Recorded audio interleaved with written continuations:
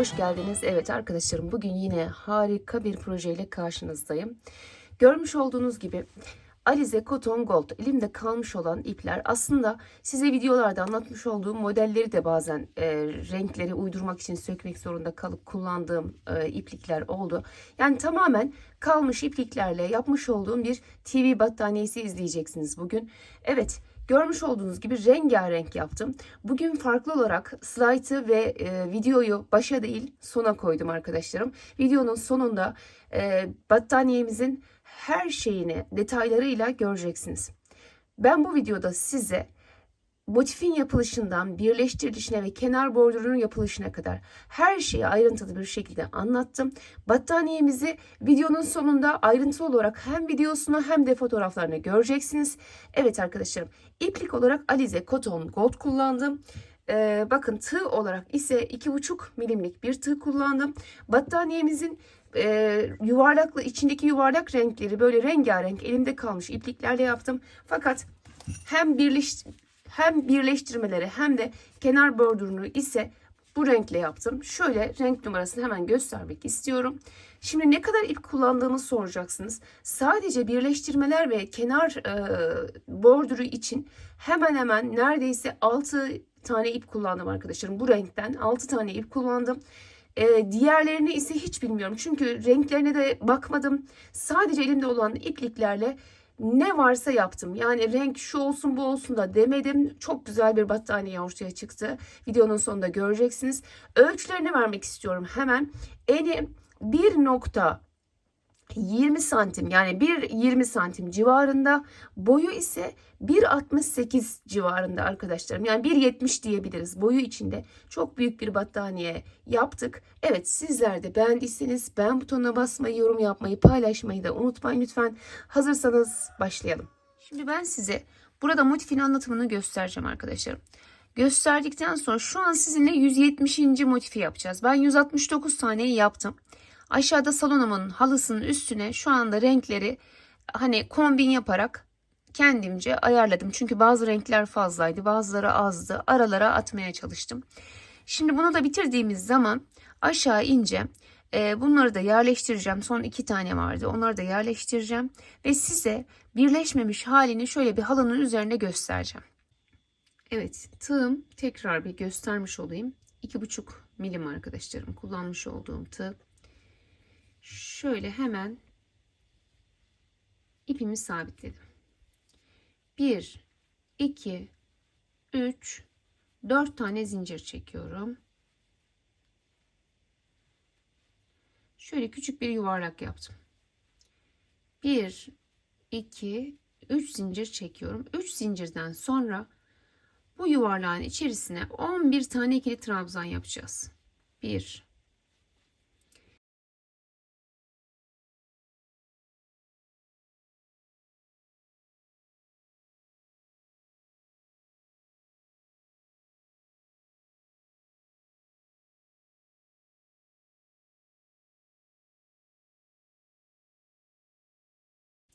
12 tane olacak. 2, 4, 6, 8, 10, 12.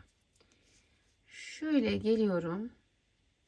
Şu zincirin, bakın, tepesine geliyorum. Kaydırmayla bunu birleştiriyorum. Şimdi 3 zincir çekiyoruz ve her birinin tepesine bu sıramızda 2 tane yapıyoruz. Yani her bir sık iğnenin içine 2 tane yapıyoruz.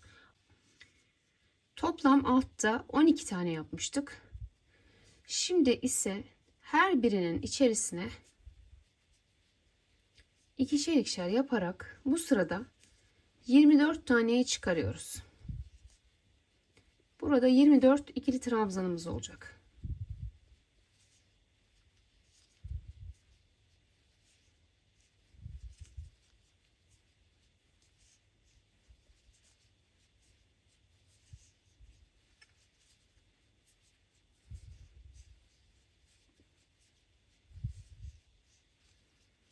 Bakın, her birinin içerisine 2 tane giriyorum.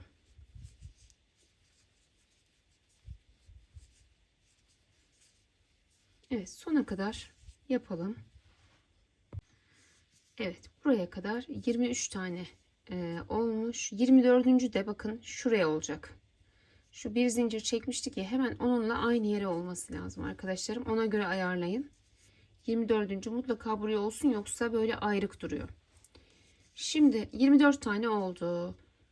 Tekrar şöyle geliyorum ve kapatıyorum.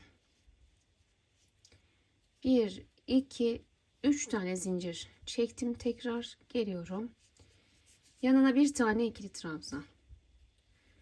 Bir tane daha ikili trabzan. 3 tane zincirle birlikte yan yana yaptım. Şimdi dördüncüye çift yapacağım. Bakın, aynı yere 2 tane. 3 taneyi tek yaptım. Dördüncüyü çift yaptım. Bundan sonrasını bir tek bir çift yapacağız. Bir tek, şimdi bir çift.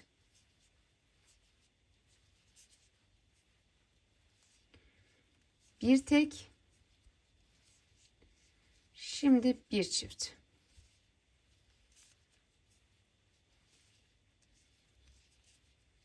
Bir tek, şimdi bir çift. Evet, bu sıramız bu şekilde. Bir tek bir çift şeklinde 36 tane trabzanımız olacak. Yine kamera arkasına yapalım, sonda sayalım. 26, 28, 30, 32, 34. 36 tane olacak. Evet, bu 35. oldu. Şuraya da 36. yapıyorum.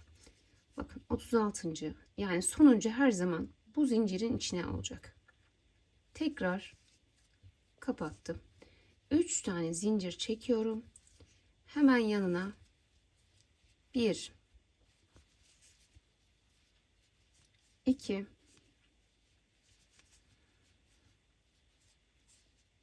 3 zincirle birlikte, bakın, 1 2 3 tek yaptım yine. Dördüncüye yine çift yaptım. İlk üçü tek. Dördüncü çift. Şimdi bu sefer bir çift, iki tek. Bak, iki tane tek yaptım. Bir çift, iki tek. Bir tane çift.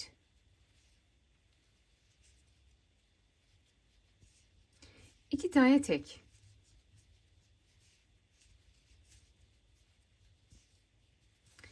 Bir tane çift. İki tane tek. Bir, iki. Bu şekilde bir çift, iki tek, bir çift, iki tek şeklinde toplam bu sıra bizim son sıramız. 48 tane ikili trabzanımız olacak. 48.'si yine buraya gelecek. Bunu unutmuyoruz. Evet arkadaşlarım, bakın 47 oldu yine. Toplam 48 olacaktı. 48.'yi de buraya giriyorum.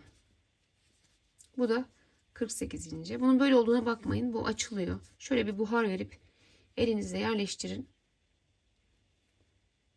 Köşeyi yaptığımız zaman da düzelecek zaten şimdi. Evet. Bir zincir çektim. Burada bitirdim. Bunu istediğiniz kadar büyütebilirsiniz. Bakın 1, 2, 3, 4 sıra yaptım ben. Şuradaki ipi de mutlaka şöyle yürütelim. Şimdi köşeleri, yani bunu kareye çevireceğiz. Kareye çevirirken zaten trabzanların altında kalacak. Kısacık kesmeyin arkadaşlar. Böyle ipinizi biraz yürütün.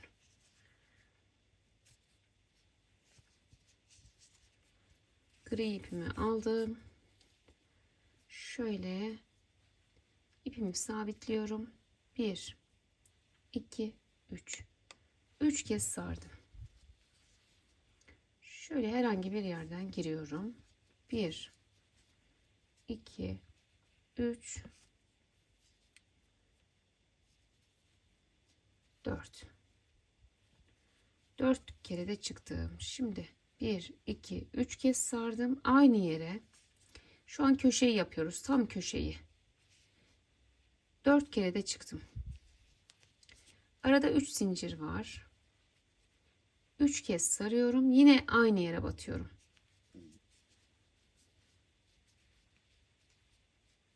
Üç kez sarıyorum. Yine aynı yere. Dolayısıyla bu 4 trabzanın 4'ü de aynı, bakın, trabzanın tepesine battı arkadaşlar. Sadece köşeler böyle. Diğerleri her biri bir tanesine. 2 sardım. Hemen yanına geliyorum. Bir üçlü trabzan. Bir sardım. Yanına geldim. Bir tane daha üçlü trabzan. Bunu 2 sarmıştık. Bunu 1 sardık. Bir sardım. İkili trabzan. Yarım trabzan. 3 tane sık iğne. 1 2 3.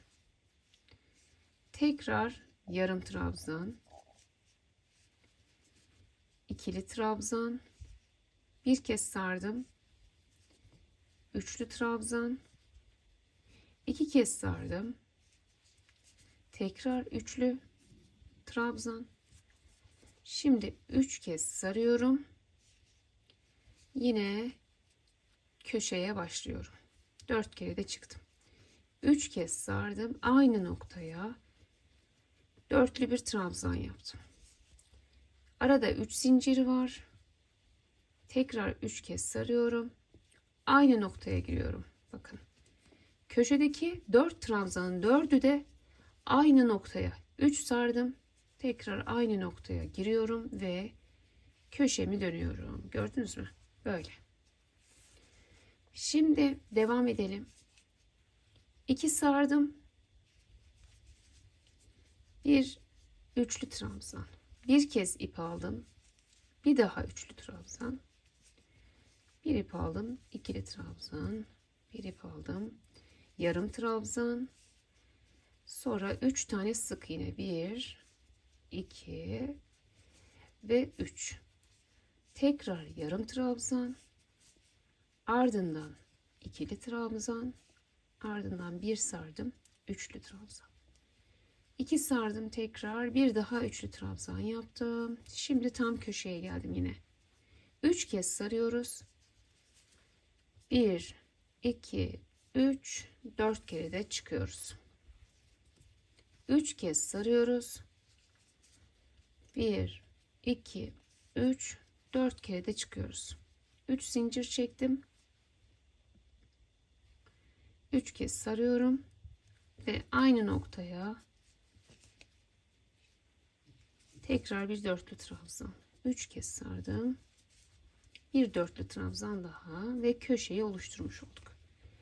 Köşeler 4 tanesine de dörtlü trabzan yapıp araya 3 zincir yapıyoruz ve aynı noktaya yapıyoruz.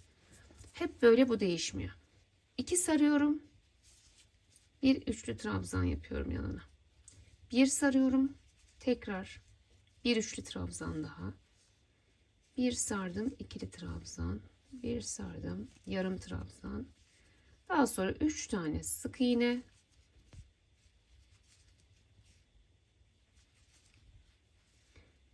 Yarım trabzan. İkili trabzan. Üçlü trabzan. 2 sardım ve tekrar üçlü trabzan. Bakın, hiç kesmedim, beraber yaptık. 4 kez sardım. Diğer noktaya geliyorum ve yine köşeyi oluşturuyorum. 3 kez sardım. 4 kere de çıkıyorum. 4 sardım dediysem biraz önce yanılmışım arkadaşlar. 3 kez saracağız köşelerde. 4 defa da çıkacağız. Bakın, 3 sardım. Aynı noktaya 4 defa da çıkıyorum. 3 sarıyorum. Ve 4 defa da çıkıyorum. Köşeleri böyle yapıyoruz. Şimdi 2 sardım. Bir üçlü trabzan. Bir kez ip aldım. Bir tane daha üçlü. Bir kez ip aldım. İkili. Yarım. 3 sık iğne. 1 2 3, tekrar yarım trabzan, ikili trabzan, bir kez sardım, üçlü trabzan,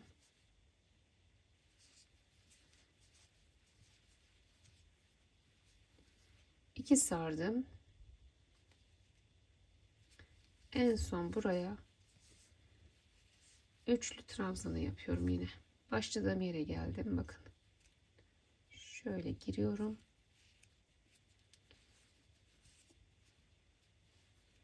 bir zincir, evet, şu şekilde bitiriyorum.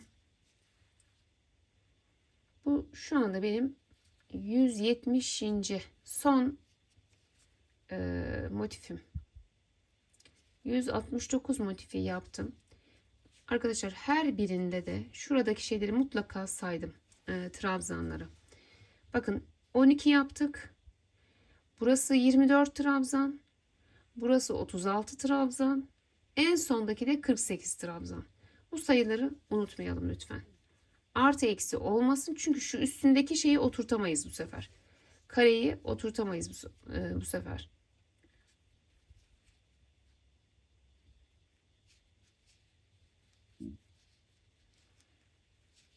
Evet, bu ipleri böyle temizlemeyi, arkada kaybetmeyi unutmayalım arkadaşlar. Şimdi beraber aşağı inelim. Evet, şimdi birleştirme kısmına geçelim. Evet arkadaşlar, bakın şöyle halının ortasına yerleştirdim. Böyle dediğim gibi bazıları mesela 3 tane olan var, 5 tane olan var ama daha fazla olan var. Böyle elimde kalan renklere göre yaptım. Lila mesela çoğunlukta gibi gözüküyor. Şurada 2 tane, şunu şuraya yerleştireyim. Bunu da buraya yerleştireyim. Ve toplamda bakın 170 tane burada şu anda motif var. Görmüş olduğunuz gibi birleşecek. Ben şimdi birleştireceğim renge karar vereyim. Ondan sonra kamerayı buraya koyacağım. Direkt burada yerleştirirken buradan kaldırmayacağım arkadaşlarım. Yerleştirme işlemini burada yapacağım. Size de kamerayı koyup burada göstereceğim. İşlemini yapacağım. Şuradan en baştan başlayacağım. Şöyle kameramı koyayım. Lacivert renkle birleştirmeyi düşünüyorum. Tamamını güzel olacağını düşünüyorum. Bakın şu ikisini alıyorum. Evet, şimdi ilk ikisini aldım. Bakın düz yüzleri dışarıda olacak şekilde, ters yüzleri içeride olacak şekilde aldım. Bakın.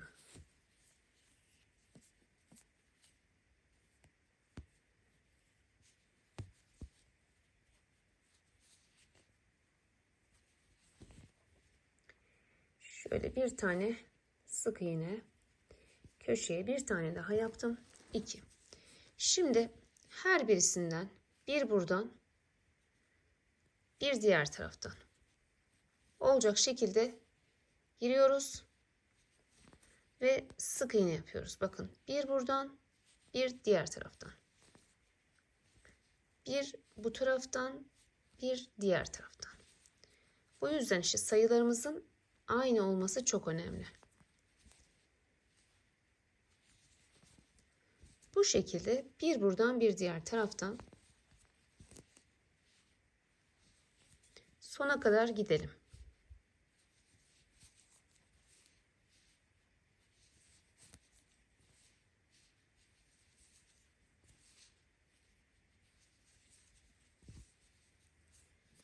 Burada ayarlama da yapabilirsiniz arkadaşlarım. Hani bir fazla bir eksik olursa ayarlayıverin.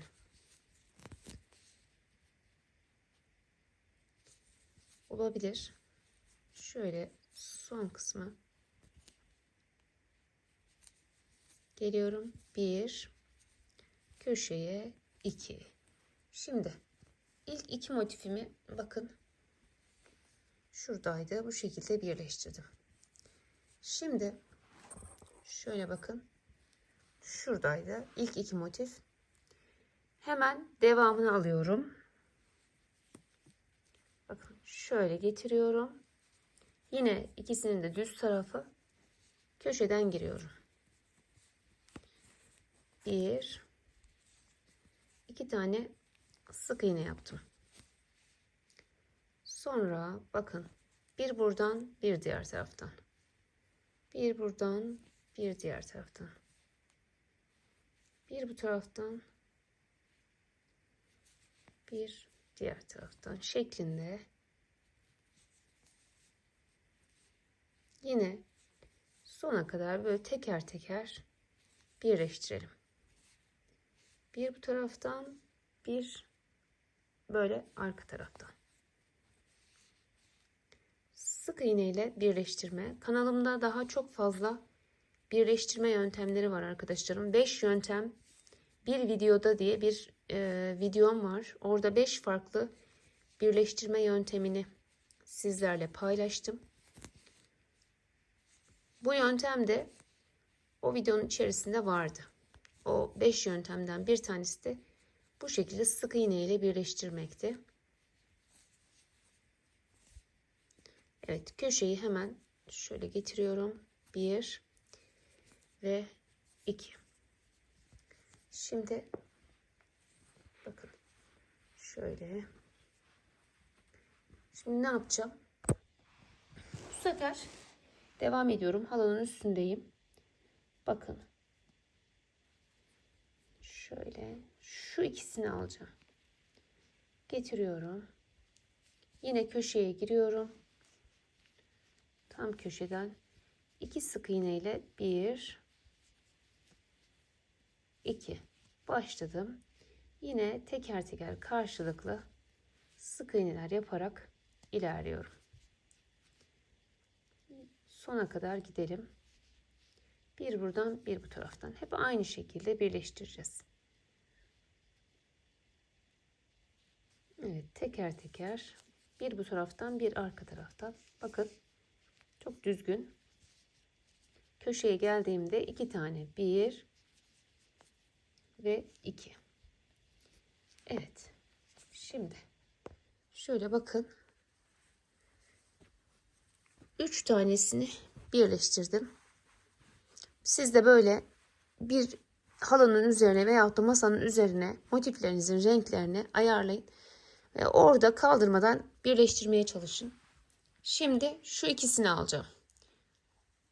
Aynı şekilde devam edeceğim. Şimdi burayı sonuna kadar o şekilde gidelim arkadaşlar. Gösterdiğim gibi ikişer ikişer alarak devam edelim. Bence anlaşıldı şu anda. Sonda görüşelim. Evet arkadaşlarım, buradan başlamıştım. Bakın bu şekilde. Aynı size gösterdiğim gibi sonuna kadar geldim. Şimdi burada ipi isterseniz koparabilirsiniz ya da isterseniz de bu renkle kaydırma yaparak ilerleyip tekrar motifi getirip böyle yan yana devam edebilirsiniz bu taraftan birleştirmeye. Ben şimdi burada keseceğim. Tekrar başa geçeceğim. Buradan devam edeceğim arkadaşlar. Şöyle bir zincir çektim. Bakın şöyle bir sağlamladım. Ondan sonra ipi kopardım. Şimdi arkadaşlarım bakın, tekrar ipimi alıyorum. Şöyle sabitliyorum. Yine burada hazırlamış olduğum motifimi bu sefer bakın bunları böyle bu şekilde birleştiriyorum. Tutuyorum şu şekilde. Bakın yine düz yüzeyleri dışlara gelecek şekilde aynen köşeden giriyorum. Şöyle yaklaştırayım isterseniz. 1. Şu ipleri de şöyle hep altlarında yürütün. Kısacık kesi vermeyin. 2. Köşeye 2 tane yaptıktan sonra şöyle her birine giriyorum. Bakın bir bu taraftan, bir diğer taraftan. Şu ipi arasında yürütmek istiyorum. Evet. Bir buradan, bir karşıdan. Bir buradan, bir karşıdan. Şeklinde. Bakın.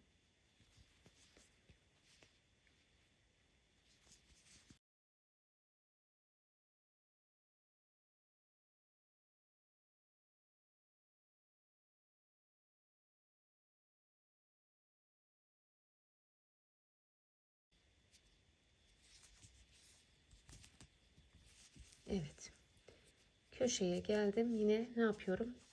Bir, iki tane. Köşeye iki tane. Şimdi evet.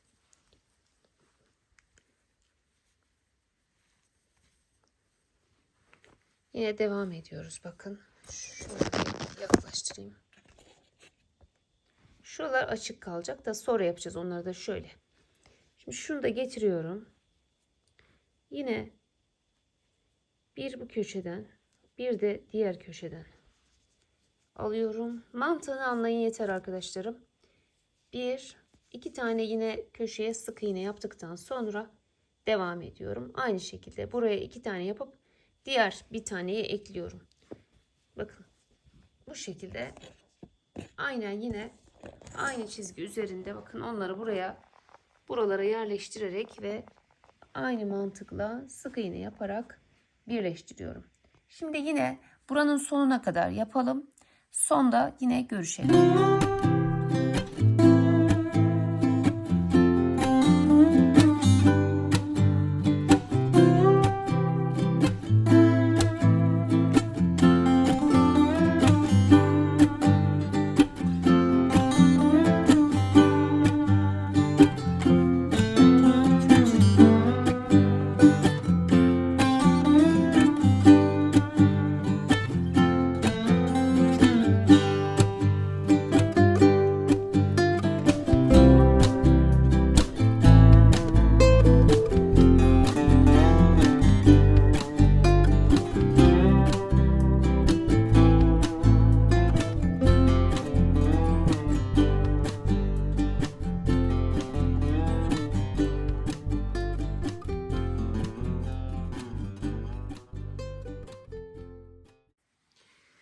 Evet arkadaşlarım bakın sona kadar şöyle görüyorsunuz. Size gösterdiğim şekilde. Şimdi birazdan da şu aradaki boşlukları yapacağız bu sefer de. Son kısmını da göstereyim size. Yine bakın iki taneye getiriyorum. Şöyle yaklaştırayım.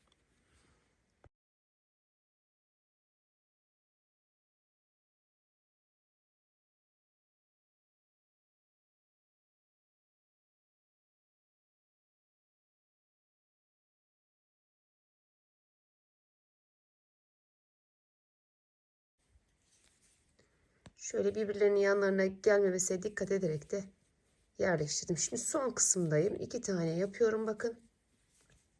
Evet bir zincir çekiyoruz. Burada ipimizi kesiyoruz. Şimdi bir de şunu göstereyim. Hepsini bu şekilde bakın. Şurada gördüklerinizin hepsini sırayla bu şekilde birbirine birleştirdikten sonra bu sefer araları açık bakın. Şu şekilde birleştirmeler yapmamız lazım. Hemen onu da göstereceğim. Aynı mantık. Hiçbir fark yok. Sadece şurada bir zincirimiz var. Onu göstereceğim arkadaşlarım. Şu getirelim. Yine şu ikisini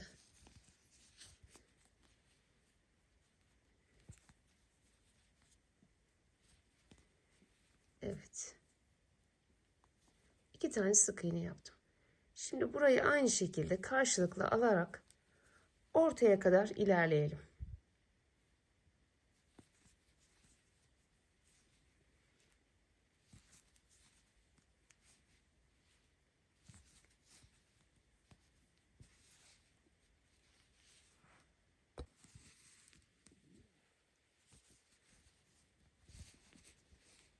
Evet, şöyle ortaya geldik.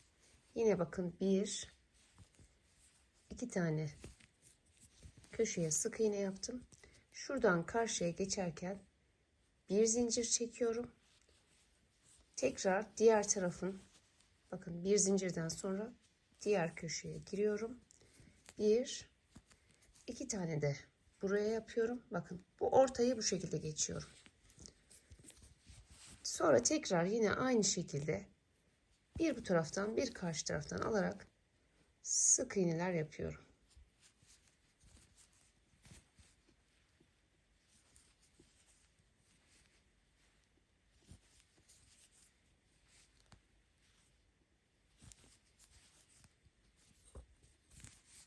Evet. Şimdi yine köşeye geldim. Bakın ikinciyi de devam ettirdim. Köşeye geldim. Bir kez daha göstereyim. Köşede bir, iki sık iğne yaptım. Bir zincir çekiyorum ve tekrar diğer köşeye geçip iki tane de oraya yapıyorum. Bu kadar.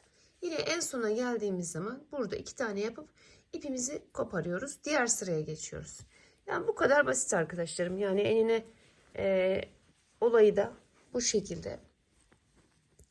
Şimdi ben lacivertle birleştirmeyi düşünmüştüm. Fakat çok koyu geldi arkadaşlar. Bilmiyorum, çok hoşuma gitmedi sonradan. Ben burayı sökeceğim ve kendi renginden, yani şu dış kısmını yaptığım gri renkle birleştireceğim. Siz zaten videonun başında o şekilde gördünüz. Yani fikir değiştirmiş oldum. Lacivertin güzel olacağını düşünüyordum ama çok koyu geldi. Sanki böyle boğmuş gibi geldi. Öyle hissettim. O yüzden şu gri rengiyle birleştirme yapacağım. Şimdi ben bunları sökeceğim. Size göstermiş oldum. Şimdi tamamını ben kamera arkasında birleştiriyorum ve geliyorum. Evet arkadaşlarım, ben bakın tamamını size gösterdiğim şekilde kendi rengiyle birleştirdim. Lacivert çok hoşuma gitmediği için lacivert değiştirdim. Bakın dışını yaptım, gri ile birleştirmelerini yaptım. Şimdi şöyle tüm çevresine şu şekilde bir ikili trabzan geçiyorum. Hemen size bunu bir göstereyim. Bakın ben başladım. Şöyle kısaca bir köşeyi dönelim beraber.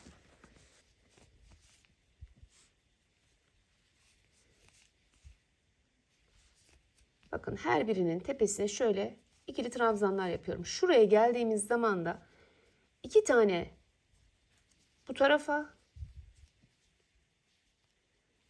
hemen arada hiç zincir yok. İpi üstüne aldım. İki tane de bu tarafa yaptım. Birleştirmelerini bu şekilde geçtim. Daha sonra yine her birine bakın bu şekilde ikili trabzanlar yapıyoruz.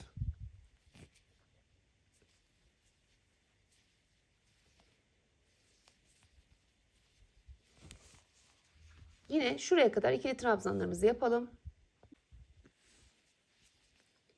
Evet, yine bakın motifin üstünü komple gördünüz mü? Her birine ikili trabzanları yapıyorum.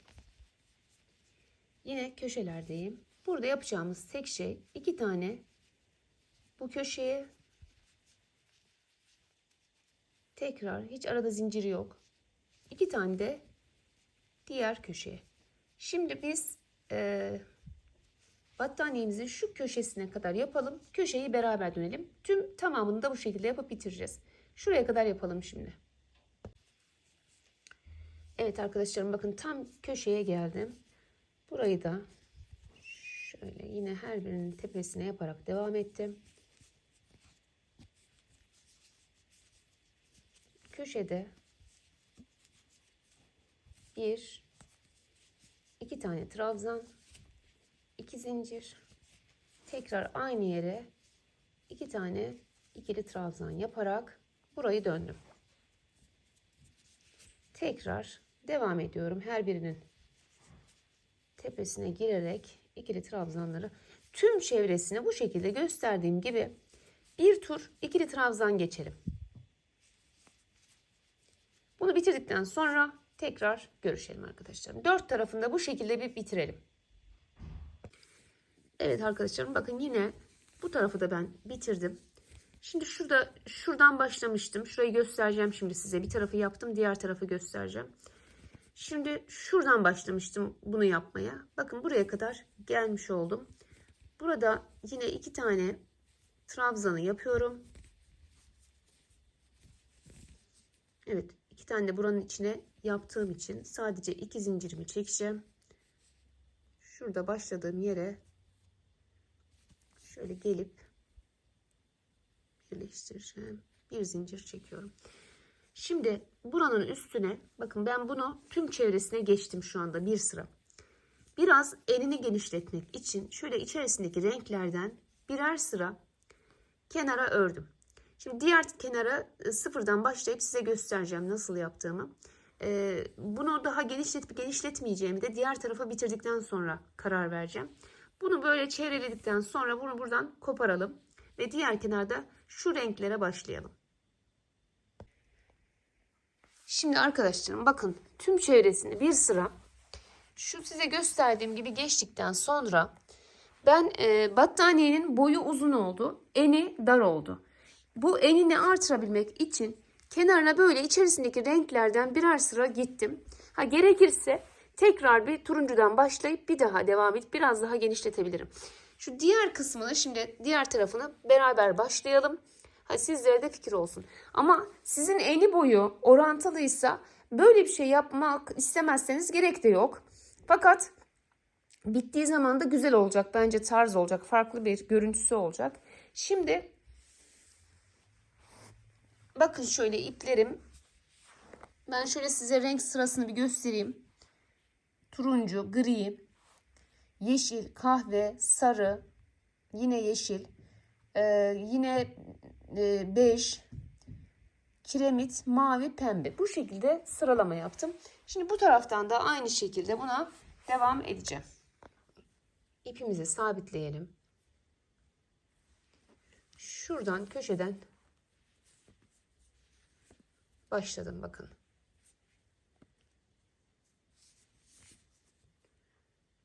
Şuradan, şu trabzanın başından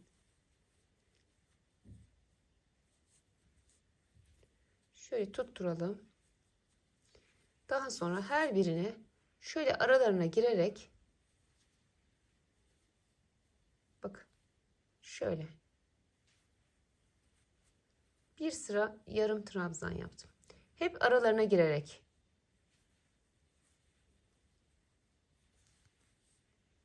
Artık trabzanlarımız belli zaten. Baştan sona kadar bu turuncuyu bu şekilde her birine böyle girerek yarım trabzan olarak geçtim.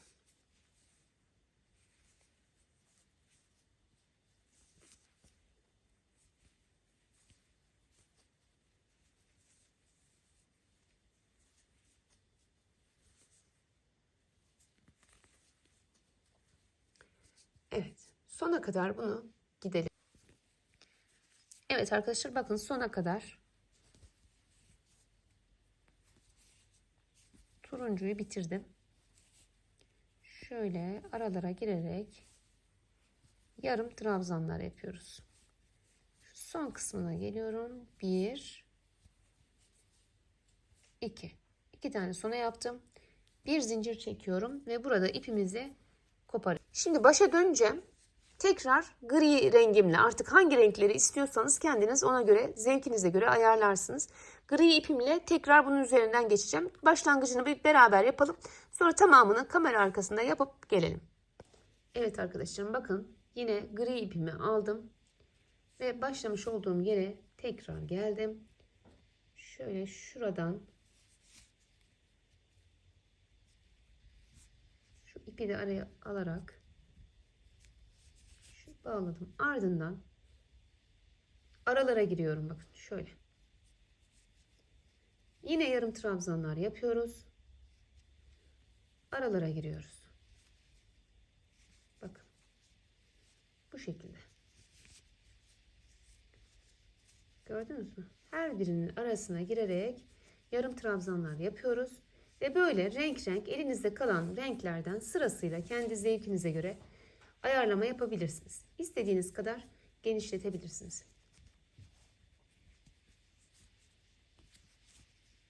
Yine bu griyi sonda kesip buradan farklı bir renkle başlayacağım. Ve şu diğer tarafı bir daha bir göstereyim. Bakın arkadaşlarım, burada dediğim gibi turuncu, gri, bu şekilde renk renk istediğiniz renkleri ekleyerek bu kenarlara. Evet, burayı yapmayacağım çünkü buranın boyu uzun zaten. En sonda bir çerçeve yapacağız her iki tarafa da. Sonra videomuzu kapatacağız. Şimdi şurayı kamera arkasında yapalım, gelelim. Şimdi arkadaşlarım bakın, ben hem bu tarafı hem de diğer tarafı bitirdim. Şimdi sadece şöyle genel bir göstereyim. Bakın uç kısımlarda yok. İki kenarda var ki enini birazcık artırabilmek için Şöyle kaç renk yapmışım? Böyle bakalım. 1, 2, 3, 4, 5, 6, 7, 8. Pembeden sonra tekrar bakın şu sıradan gittim. 9, 10, 11, 12, 13, 14, 15, 16. Turuncuyla başlamış, turuncuyla bitirmiş oldum arkadaşlar. Bakın bu şekilde 16 sıra yaptım. Şimdi bu 16 sırayı iki tarafı da bu şekilde bitirdikten sonra bakın şuradan ikili trabzanlar yapıyorum tekrar. Tüm çevresine bir ikili trabzanlarla geçeceğim. Ondan sonra da bir ters, bir düz şeklinde bir çerçeve yapacağım. Kenar borduru yapacağım yani. Şimdi ben size şurada hani şuralarda bir değişiklik yok. Her birinin tepesine ikili trabzan yaptım. Bakın hiçbir artırma eksiltme yok. Veyahut da şu başta aynı şekilde her birinin tepesine birer tane ikili trabzan yaptım. Sadece şurayı bir göstermek istiyorum size. Gerisi aynı sayılar. Şöyle burayı göstereyim. Evet, bakın hep köşelerde ipleri bu şekilde yürüttüm. Hem temizlemiş hem de sağlamlamış oluyoruz.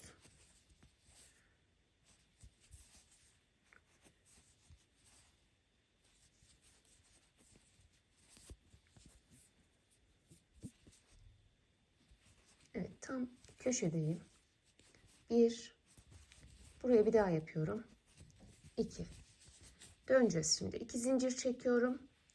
Tekrar şöyle şu tarafa doğru geliyorum. Aynı yerin içerisine 1-2 tane daha yaptım. Evet, köşeyi bu şekilde döndüm. Şimdi şuradaki renklerin üstüne şimdi bu renge bir tane trabzan yaptım. Şu yanındakine 2 tane.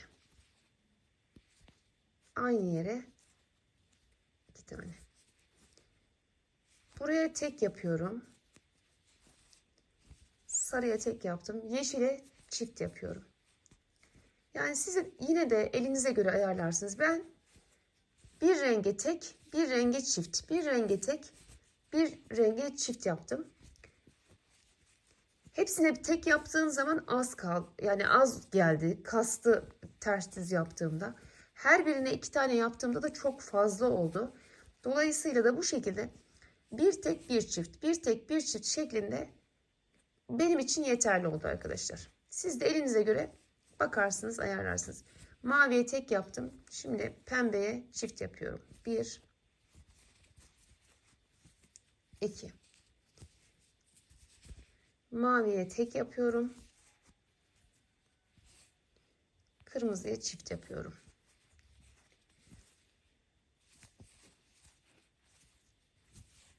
Evet. Sadece size göstereceğim kısım bu kısım. Tek yaptım. Yeşile çift yapıyorum. 1. Aynı yere bir daha. 2. Sarıya tek yapıyorum.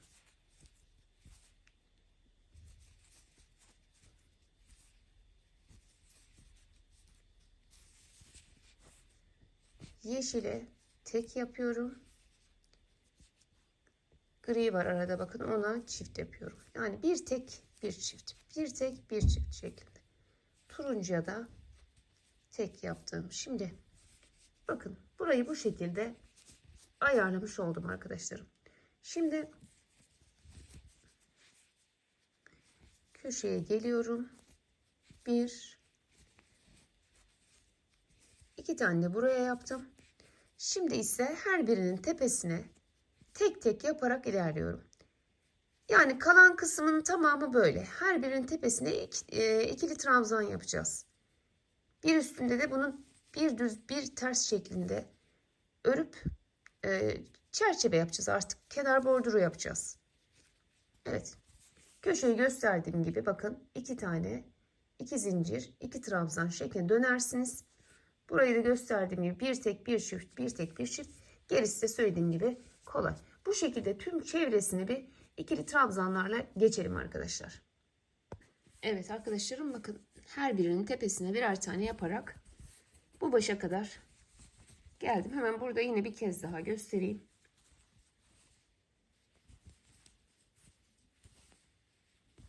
şu köşeye iki tane yapalım. Evet, bakın. Buraya geliyorum. Bir buraya yaptım. 2 tane griye yapıyorum. Bir yeşile yapayım. 2 tane kahveye yapıyorum. Bir tek, bir çift. Bir tek, bir çift. Buraya tek yapıyorum. Yeşile çift yapıyorum.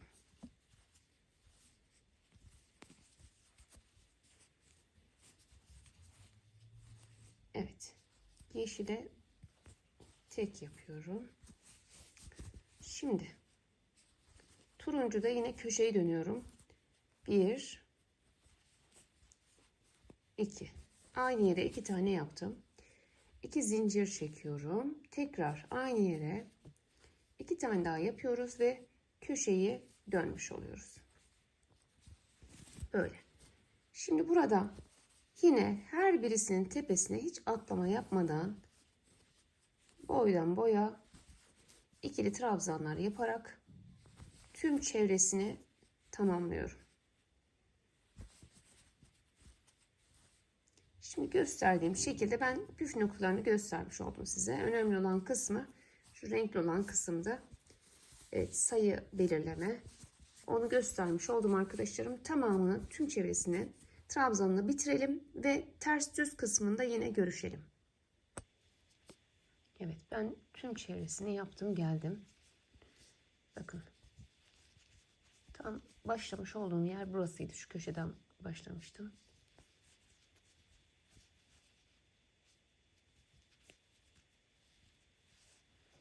Evet, köşenin 2 tanesini yapmışım. 2 tanesini bırakmışım. Bakın onu yapalım. Köşeye 1 2, tam köşe burası. Şimdi burada buraya arkadaşlarım köşeye 2 zincir çekiyordum ya. Şimdi tam köşeden işlemlerimi yapmak için şöyle bir bitirme yapacağım. Şöyle. 1 2 3 tane zincir çektim. İçine giriyorum. Buraya 2 tane yapmış oldum. Şimdi buradan sonra bakın ne yapıyoruz. Diğer tarafı da gelince yapacağız. Yine aynı şekilde de bitireceğiz burada köşeyi. Bakın burada ne yapıyorum?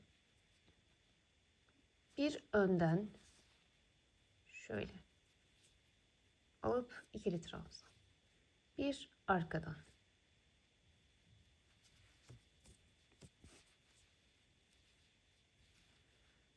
Bir önden. Bir arkadan. Şöyle belinden alıyoruz, bakın farkındaysanız. Böyle bir ne kadar istersek genişliğini 5 sıra, 6 sıra, 10 sıra ne kadar istiyorsanız o kadar bu kenar bordürü için bakın şöyle bir hep belinden alıyoruz. Bir önden bir de arkadan alıyoruz ve lastik yapmış oluyoruz. Bakın bir ters bir düz şeklinde.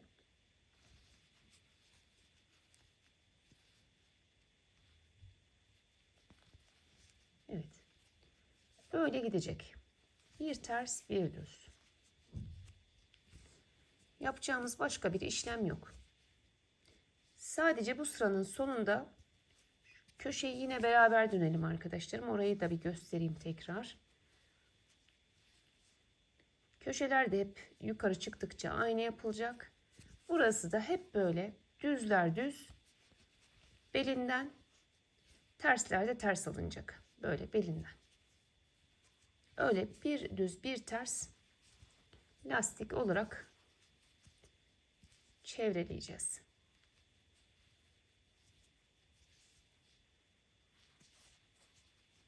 Bu şekilde.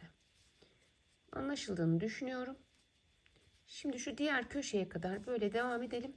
Köşede yine birlikte dönelim oraya. Böyle gördünüz mü? Bir ters bir düz. Hep aynı şekilde devam edecek.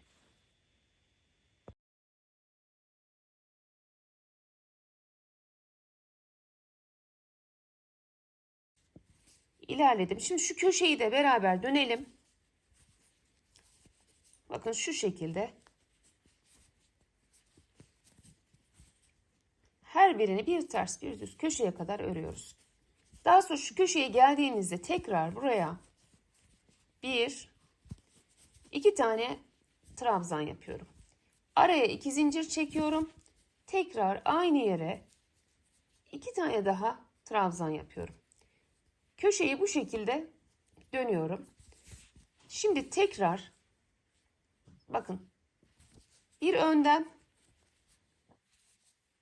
bir arkadan, bir önden bir arkadan.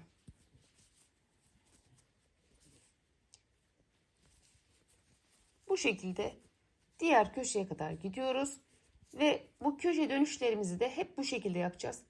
Yine bir üste çıktığımızda, şimdi dolanalım burayı.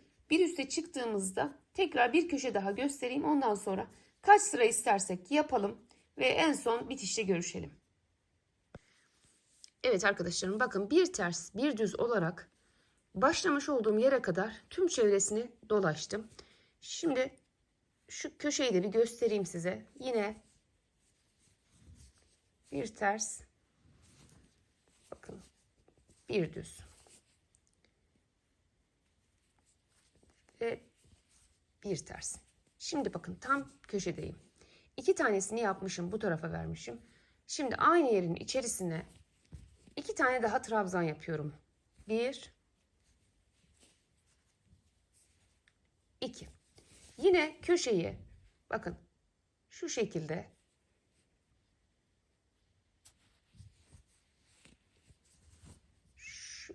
köşeyi kapatıyorum.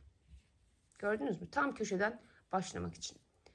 Şimdi 1 2 3 tane zincir çektim tekrar. Buranın içerisine bir tane ikili trabzan. Köşenin 2 tanesini yaptım. 2 tanesini de az önce yaptığımız gibi tekrar buraya geldiğimiz zaman yapacağız. Şimdi bakalım şöyle. Burada bakın düz örmüşüm. Ters düz. Düzle başlamamız lazım. Şurada bir düz. Ona dikkat ederek yapın. Çünkü daha önce yaptığımız düzler hep düz olacak. Yaptığımız tersler de hep ters olacak.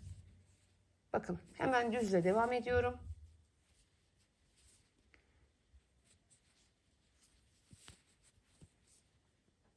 Evet, burada yapacağımız tek şey bu. Düzleri düz örmek, tersleri de ters örmek. Şimdi diğer köşeye kadar gidelim. Bir de orada köşeyi geçerken göstereyim. Daha sonra tamamını kamera arkasında yapalım arkadaşlarım. Bir ters, bir düz şeklinde devam ettim. Şimdi bakın şu köşeyi de dönelim beraber. Daha sonra tamamını kaç sıra istiyorsak kamera arkasında yapalım. Bitişte görüşelim. Şu dönüş kısmını tekrar bir göstereyim size.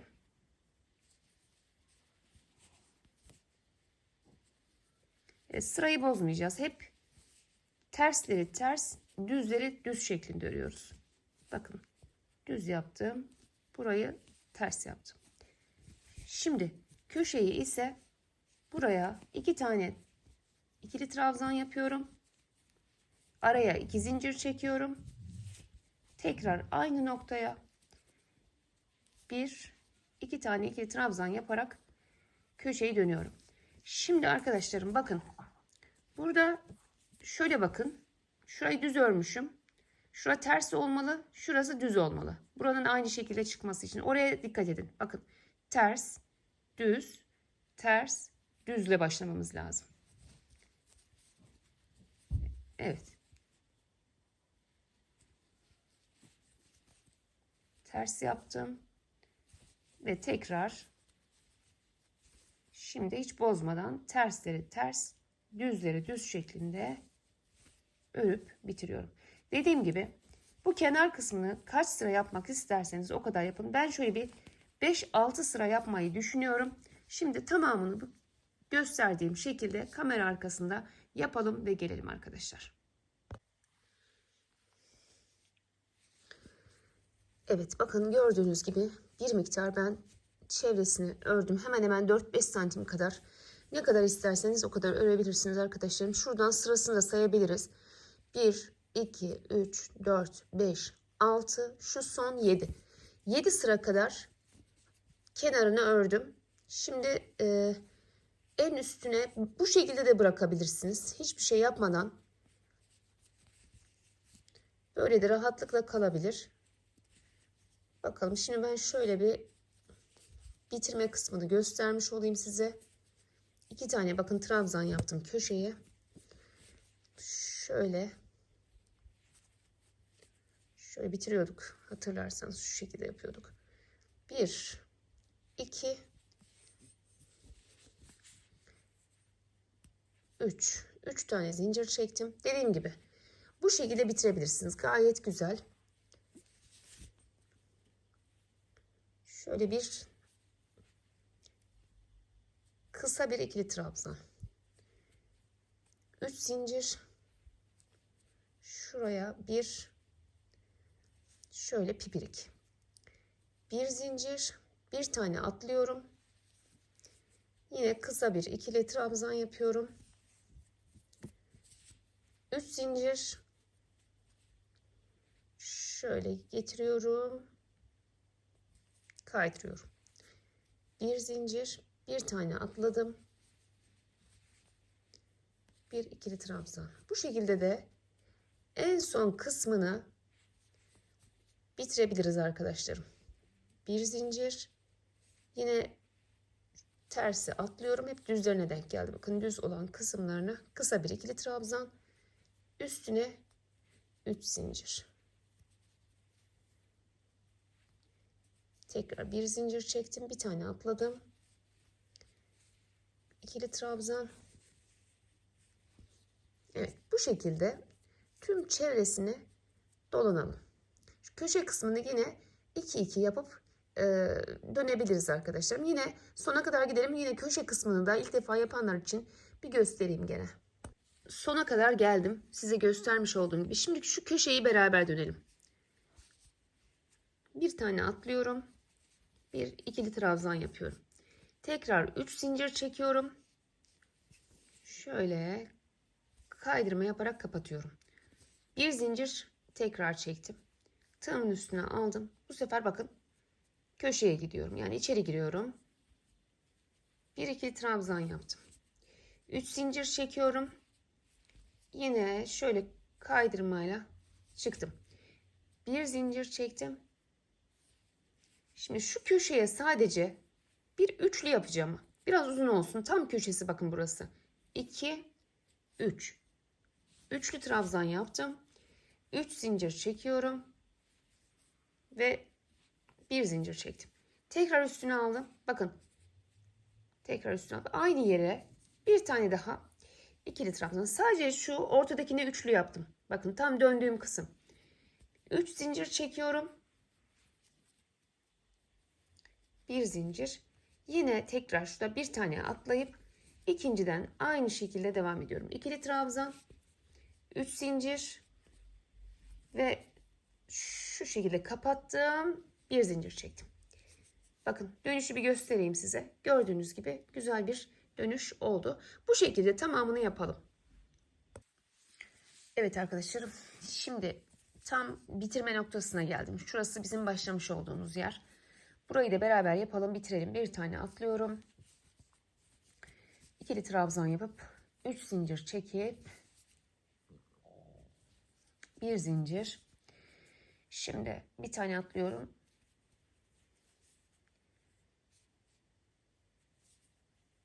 Burası köşe bakın. Dikkat ederseniz. Köşeye geldim. 1, 2, 3. Bir zincir. Tekrar tam köşeye 3 tane yapacağım bu sefer. 1, 2, 3. Üçlü trabzan yaptım tam köşe noktasına. 3 zincir. Bir zincir çekiyorum. Şurada başlamıştık hatırlarsanız. Hemen şöyle şuradan giriyorum. Şöyle kaydırmayla birleştiriyorum. Bir zincir çekiyorum. Artık buradan kesebiliriz arkadaşlarım. bu şekilde bitiriyorum bakın. Şöyle şurası bu şekilde bitiriyorum.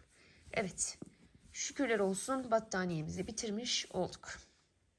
Battaniyemiz bitti. Bakın kenar bordürü de bu şekilde görünmekte. Gördüğünüz gibi çok yakıştı gerçekten de. Evet, hemen hemen boyu 1,70 santim. Uzunluğunda en iyisi 1,20 santim. Eninde şöyle bakın, hepsini gösteremiyorum. Aşağı doğru indirdim en kısmını. Şöyle bakın. Çok güzel, çok büyük bir battaniye. Aslında elimde kalmış iplerden hazırlamış oldum arkadaşlarım. Herhangi bir ütü vesaire bir şey yapmadım. Gördüğünüz gibi çok güzel oldu gerçekten de. Çok uzun soluklu bir emek, öyle söyleyeyim size. Bakın.